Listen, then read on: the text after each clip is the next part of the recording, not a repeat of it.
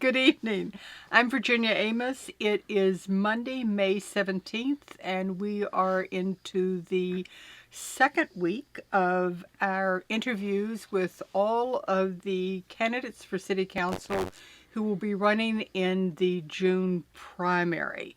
The Zebra Press and Zebra TV does not endorse any candidate, but rather we offer this as a public service. So tonight, our guest, after quite a delay, and I'm sorry, folks, we just had squirrels in the attic. There's nothing you can do about it. It's live TV.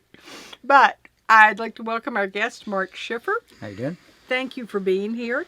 And before we get started, I do this with everybody because we're going to be talking about some fairly serious things. So I'm just going to ask you a couple questions to break the ice. Sure thing. As if we hadn't already been talking for 30 minutes. How long have you lived in Alexandria? For about 4 years. Oh, 4 years. okay.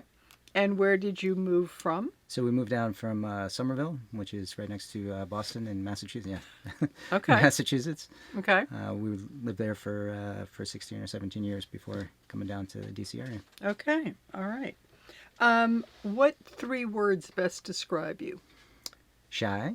That's one. Driven. And honest, I think. What is one thing about you that most people don't know?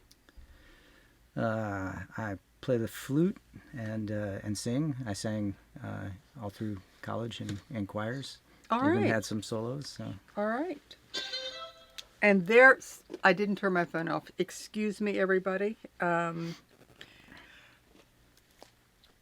What is your guilty food pleasure? My guilty food pleasure. The dark chocolate covered caramels with sea salt that you can get from Trader Joe's in a container that lasts me about a day. Dark chocolate and ice cream have had a lot of votes here on ZTV. Eli, I'm going to just give you this too. There's a message on there if you'll look at it for me, please. All right, so you're fairly new to the city. You don't have a history of issues, so to speak. So what is it that really, as a newcomer, made you throw your hat in the ring? And had you ever thought about public service before in the electoral area? So the answer to the second question is no. Okay. Very, very comfortable in the career that I have. What got me interested, I think, was when we moved to Alexandria. I took about a year sabbatical. Got to know people in the neighborhood. Got involved locally, trying to find out what was going on.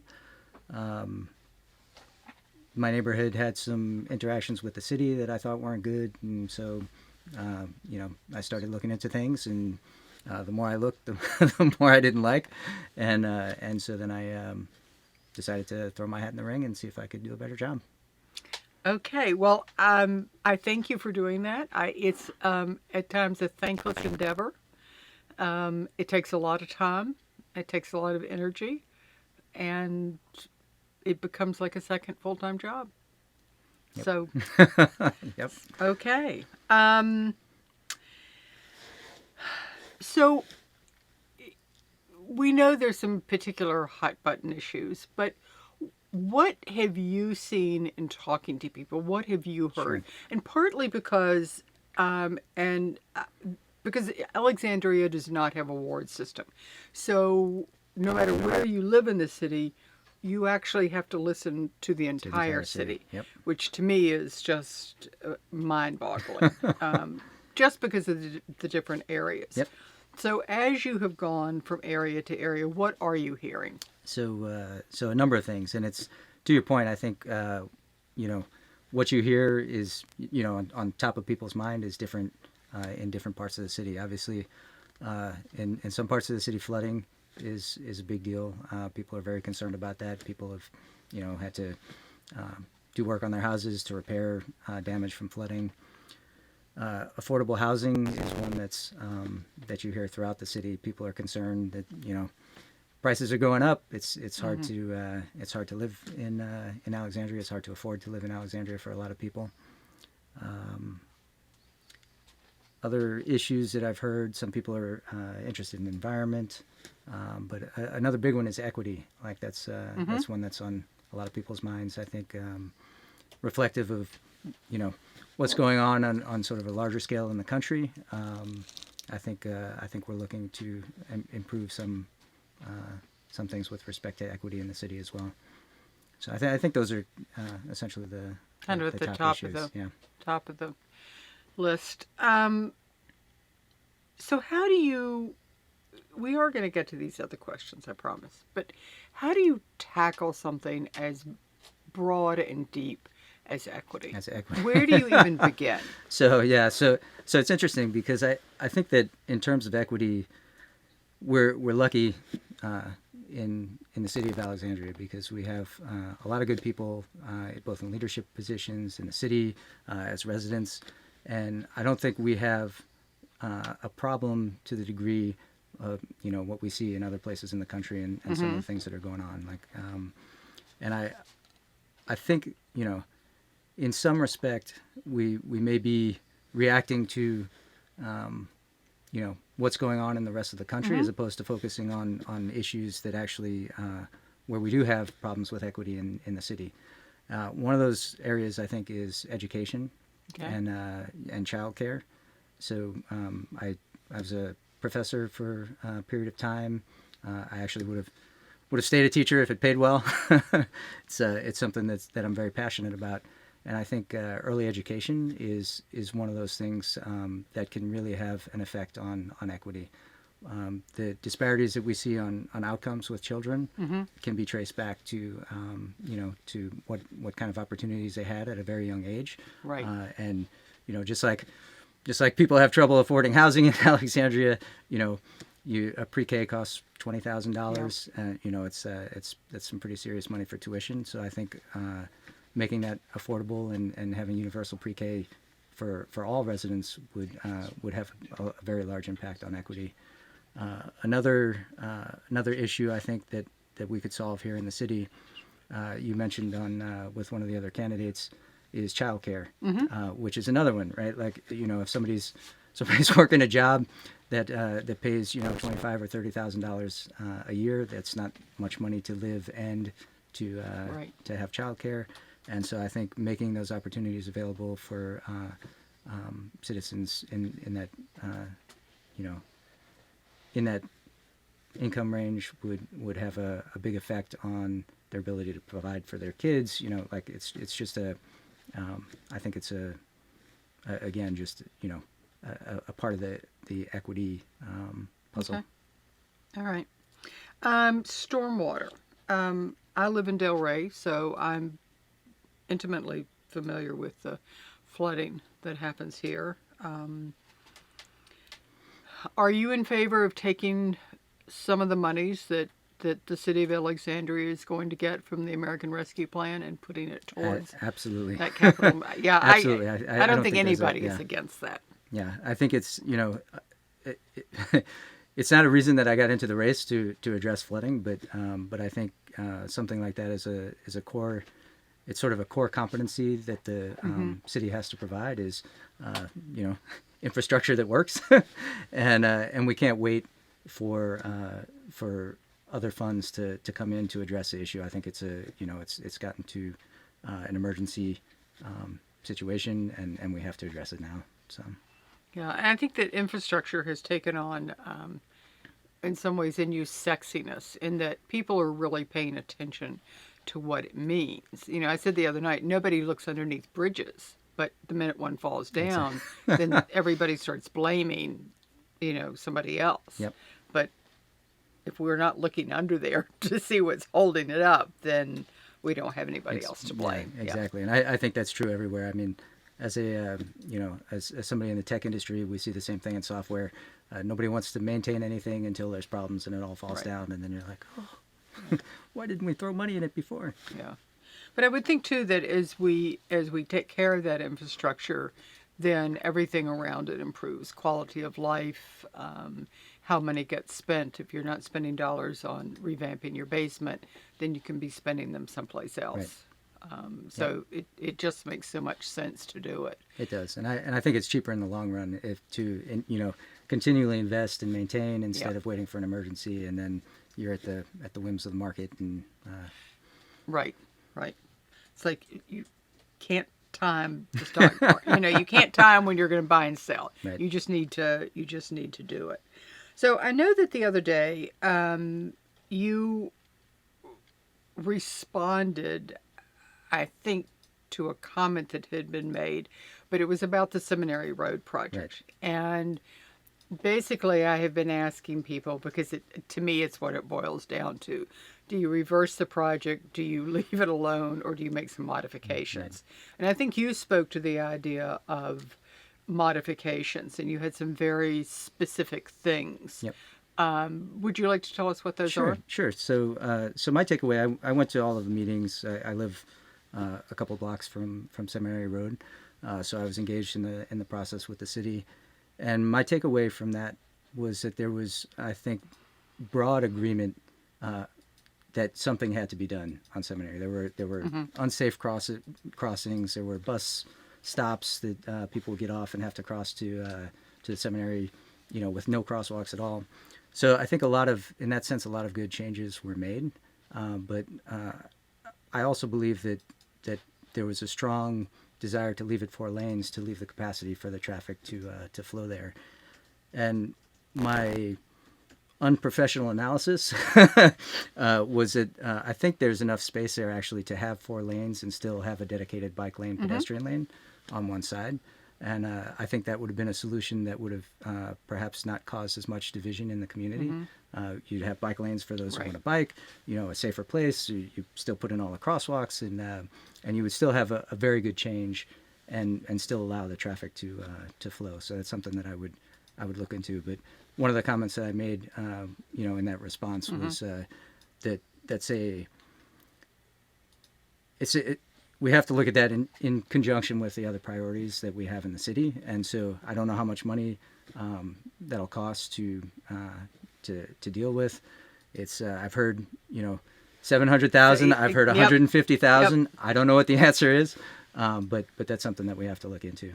So yeah. All right. How do you see your role on City Council? Kind of how would you define how you anticipate being on City Council, and also how will you continue to get the feedback that you need? Interesting. So I think at a high level perspective, the role of City Council is sort of to set the direction of the city, and so we're kind of the conduit for residents to let the city know what they want. We kind of make policies about that, and then city staff is supposed to solve problems with that as constraints. And I think that's part of the reason that I got into the race, is that I feel that the city hasn't really, or the current council hasn't really been doing a good job of doing that. There's kind of 2 ways to lead, right? You can have a plan, decide what you want to do, and just do it. Right, and you can pretend to have engagement with people, but really what you're doing is, trying to get things done, whatever it is that you want to get done. There's another way, which is to try to build consensus around what you want to do and actually take input, and that's a much harder process. Like it's, if you want to get things done fast, that may not be the best way to go, but I think in the end, it's a much healthier way to get things done. So I see my role as being an advocate for residents and making sure that what we do in the city reflects what it is they actually want to have done. And how do you anticipate soliciting that feedback? So actually, to me, that's a full-time job. Yes. So that's great. And the thing that I like most, so I started out saying I'm shy, which is totally true, but I actually like having conversations with people in Alexandria. So the best part of this is meeting people who are engaged, who are intelligent, who have something to say about what's going on, and it's just fantastic to hear people's ideas and to find out what's important to them. And so that's something that I would absolutely continue doing is going out and having those conversations with people, because it's actually, I think, the best part of the job, frankly. Sitting in city council, that's not the part that I'm looking forward to. Right. Yeah. Yeah. A lot of meetings, Yes. a lot of subcommittee meetings. It's certainly another issue, although to me, I personally think it's been blown somewhat out of proportion. And it's this whole thing around co-location housing on school grounds.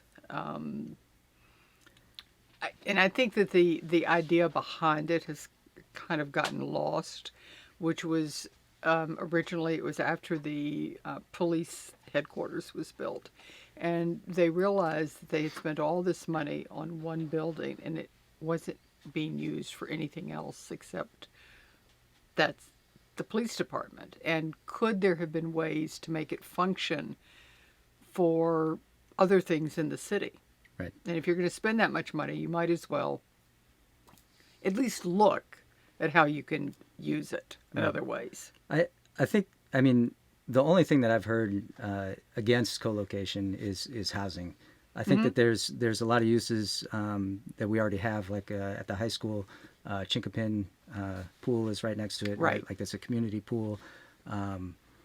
Here we have a community center next to the school. I think things like that make sense because they're sort of tied to the mission of schools. Anyway, it's sort of like a community thing. I think what people have had what I've heard pushback about is location of housing, possibly affordable housing on school grounds where we already have a problem with school capacity, right? Right. So we don't have a place to put new schools, right. And so we're going to take some space that we could put new schools and instead put something that has nothing to do with schools on it. Like I don't think that's a good idea personally. I think we do have to. I think we do have to look at ways to use city property more efficiently, and there's lots of ways that we could do it. I think there are other ways to address the affordable housing problems. I don't think that, I don't think we should take two crises and sort of like well slam them together, create a, like this is a problem that we need to solve. This is a problem we need to solve. We don't need to, That's kind of like, duh. Well, no, it doesn't create a solution by throwing two darts at each other. All right. No, I've got you on that one. That makes perfect sense to me. So, what do you want to do? What do I want to do? What, city council's 4 years? 3 years. 3. That's an odd term. Okay. So what do you want to do in your 3 years? So there's a couple of high priorities on my list. One is the flooding that we've already talked about. Mm-hmm. One is universal pre-K and childcare. I think those are near and dear to my heart. Another one is the affordable housing issue. I think that's used often not only in the co-location, but I think it's used as a way to sort of pass other things or do other things. We use it a lot to get more density. I think the biggest problem I see with the way that we're addressing affordable housing in the city is that we are keeping people as renters. And, if you're renting, so I'll step back and say, there's this saying, a rising tide lifts all boats, yes. Which is totally true. If you own a house, here or a condo or whatever in Alexandria, when HQ2 comes in, you're rising with it. There you go. And if you're a renter, you're going to be drowned, right? Because rent's going to go up, rent prices, and it's just going to become harder for people to afford to live here. So I think the solution has to be that we get people into ownership positions. Mm-hmm. I have a proposal about affordable housing where we have essentially something like a co-op. It's like a real estate investment trust, but the people who are renting will actually build equity over time. Nice. And so hopefully, at some point they have enough equity that they can actually buy a home of their own and not be in an affordable housing program. Nice. I like that. All right. Eli, do we have any questions? Do you want to? Yes. Great. Yes. Let's do it. Here you go. Okay, thank you. Okay. Um, regarding youth issues, will you create a board to give youth a role in the system? Interesting. This is the first time I've heard that suggestion. I think it's great. I think getting kids involved in the community early would be fantastic. I'll be honest. Like I think we have Enough boards? board overload. Yes, it's it's one of the great things about Alexandria that we have so much involvement in the city. I think sometimes we have so much going on, it's hard to keep track. But I think if a board is just giving people a voice and a place where they can where they can work together on an issue, like that's. But perhaps seems like a the no-brainer. boards could make room for a youth delegate. Like delegates on it. Yeah, absolutely. Yeah, Absolutely. I that's- think that'd be a great experience for. it would be good experience. Yeah. Okay. What is your stance on paid interns, disabilities, inclusion, and accessibility? Boy, that's a lot. Okay. So what is your stance on 1, paid interns, 2, disabilities, 3, inclusion, and 4, accessibility? I'm not sure what so. On paid interns, I think internships should be paid. I think they by law have to be paid. Oh, but I mean- Washington is the home of unpaid, interns. internships. Yeah, no, It's I think that's terrible. Like it's my understanding is most unpaid internships are people getting work for free and not really giving much back to the Yeah. interns. So accessibility, disability, disabilities, inclusion, and accessibility. is that maybe in with respect to He internships? doesn't really say, but I think. Well, I But mean, I it- could say it's- generally speaking, I think inclusion is important, and both for underrepresented populations, for those with disabilities. If we're talking about boards, this is something that we've talked about in other forums where I think some of the underrepresented communities in terms of leadership in Alexandria,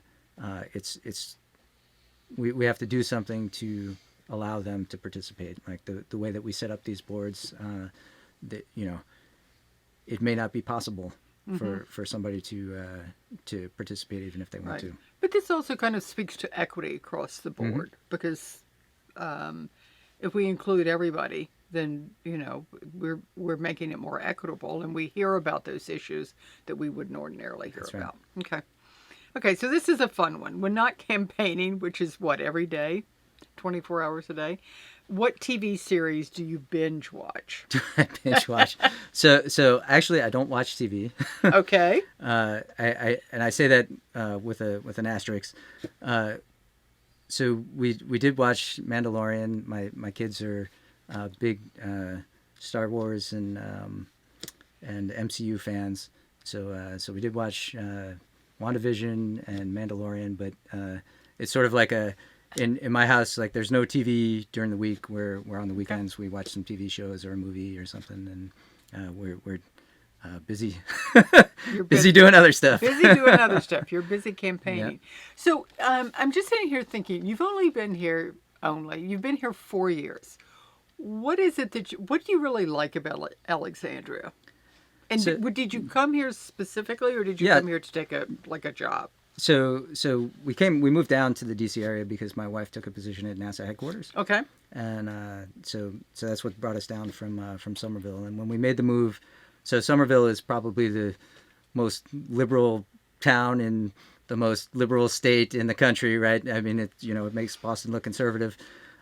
So we were looking for a place that was also liberal, and Alexandria is a great place. We also looked at DC, but because we had kids, we weren't. Somerville's kind of dense, but not a city. It's not big buildings. It's these multifamilies that are kind of packed together. So we weren't sure about raising kids in the city, and Alexandria was was sort of a fit for us in terms of our ideology, and we like the city. Like it's I think one of the great things about the city, there's two things that we like. One is the diversity in terms of just what it is as a city. Like if you go to the West End or you go to Old Town or Central Alexandria or Northern, like there's sort of something, whatever it is that you like, whatever it is that you feel like that day, there's something like that in Alexandria. And then the other thing is just the people. Like as I mentioned before, I think it's, we have just a great array of people with different backgrounds, different different educations, different jobs, and everybody is kind of engaged in. It's just a fantastic place to be from that sense. Good. That's nice to hear. I will say that because running for office is so thankless, I think that you really do have to have great affection for the city to do that, and to want to serve. And so that's why I think everybody deserves a big round of applause. But it's nice. It's nice. Thank you. So we're going to finish up here, and I would just like to give you a last chance to talk to our viewing audience and about your plans and well, I'd say why they should vote for you. Sure. Yeah. So you should totally vote for me. I would say that I talked about sort of my three highest priorities, which are the education, affordable housing, the flooding. The thing that I'd like to add to that is that I'm a person of high energy and broad focus, and so that's not at all the only things that I'm interested in doing. I've talked to some folks about the environment, about tree canopies. I think there's ways that we could do that better. Maybe get people to plant more trees. Alternative energy.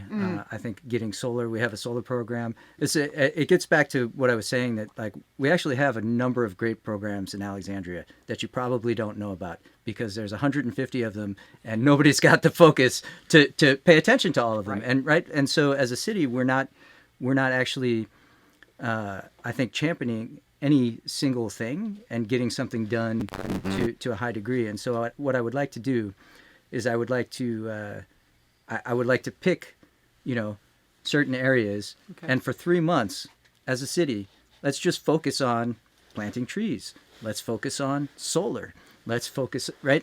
And if we do that, I think we could actually, instead of just talking about all these great things and then moving on to the next thing that we talk about, we'd actually accomplish some of these great things that we want to do. Sounds like a great idea to me. I mean, no, but you have to focus, so that makes perfect sense. Thank you. Okay. Well, thank you, Mark. We were delighted you were here with us tonight, despite our snafus at the beginning. You've got a chance to ask Mark questions from here on in. You can actually answer questions as it goes on. Sure. That people will write in, and so you have a chance to go back and do that. Excellent. So we're going to finish up here and take a short break, and we are going to come back with Marone Teklu visiting us by Zoom. So for now, we'll say goodnight, and we'll see you in a few moments. Thank you very much, Virginia. Bye.